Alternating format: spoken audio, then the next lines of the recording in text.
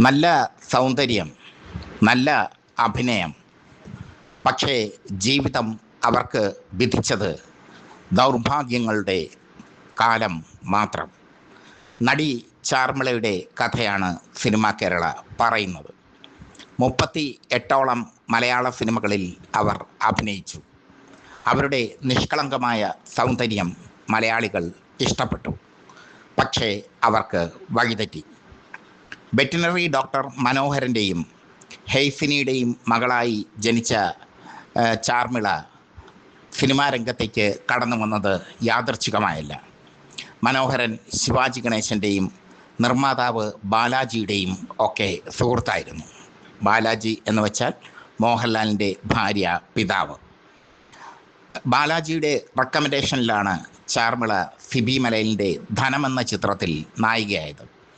മോഹൻലാലും ചാർമിളയും തകർത്തഭിനയിച്ച ധനം വലിയ വിജയം നേടിയില്ലെങ്കിലും ചാർമിള അഭിനയിച്ച തങ്കം എന്ന കഥാപാത്രം ഒരുപാട് ശ്രദ്ധിക്കപ്പെട്ടു.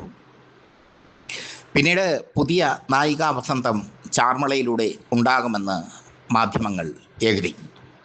അക്കാലത്ത് പാർവതി ജയറാമിനെ വിവാഹം കഴിച്ച് ദാമ്പത്യ ജീവിതത്തിലേക്ക് പ്രവേശിക്കുകയും അഭിനയം നിർത്തുകയും ചെയ്തു.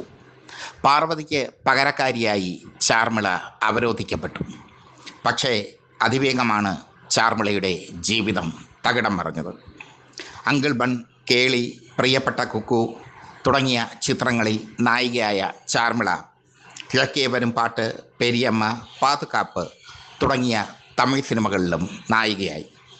കാബുളിവാല, ഗജരാജ മന്ത്രം എന്നിവയാണ് ചാർമിള നായികയായി ശ്രദ്ധിക്കപ്പെട്ട മറ്റ് ചിത്രങ്ങൾ. പിന്നീട് ചാർമിള ബാബു ആൻ്റണി ജോഡി മലയാള സിനിമയിൽ വിജയം കൊയ്യുന്ന കാഴ്ചയാണ് കണ്ടത്.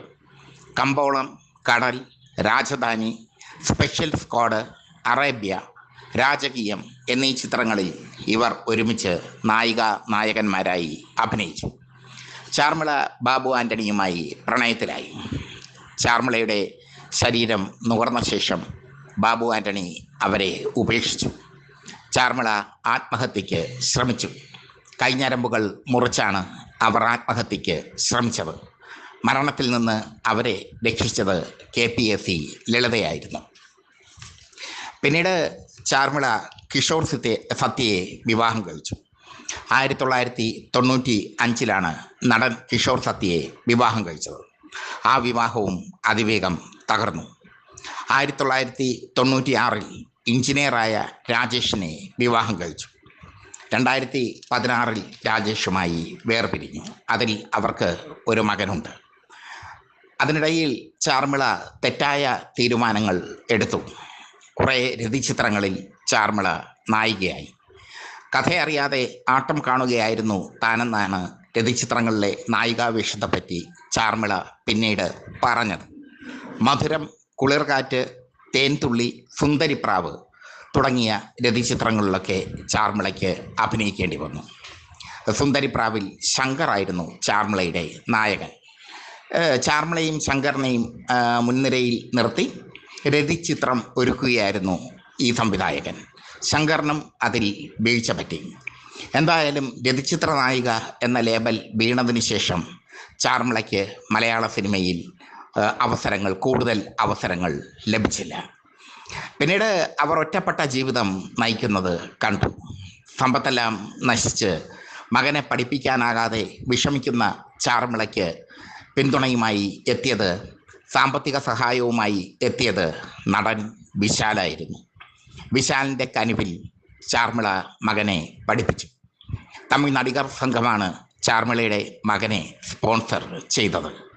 ഇപ്പോൾ തമിഴ്നാട്ടിലെ ഒറ്റമുറി വീട്ടിലുണ്ട് ചാർമിള. പക്ഷേ ഒരുപാട് തമിഴ് സിനിമകൾ അവർക്ക് ലഭിക്കുന്നുണ്ട്. തമിഴിൽ അവർ ശക്തമായ തിരിച്ചുവരവ് നടത്തുകയാണ്. ചില TV ഷോകളിലും അവർ പങ്കെടുത്തിരുന്നു. ബാബു ആൻ്റണിയുമായുള്ള പ്രണയം തകർന്നപ്പോൾ ചാർമിളയുടെ ഹൃദയവും തകർന്നു. അതിനുശേഷം അവർ അമിതമായി മദ്യപിക്കുകയും പുകവലിക്കുകയും ചെയ്യുന്നു എന്ന വാർത്തകളൊക്കെ പരന്നു. അതൊന്നും ചാർമിള നിരസിച്ചില്ല. ആരോടും പരിഭവമില്ല ചാർമിളയ്ക്ക്. കഴിഞ്ഞതെല്ലാം വിധി എന്ന് പറഞ്ഞ് ആശ്വസിക്കുകയാണ് ചാർമിള ഇപ്പോൾ.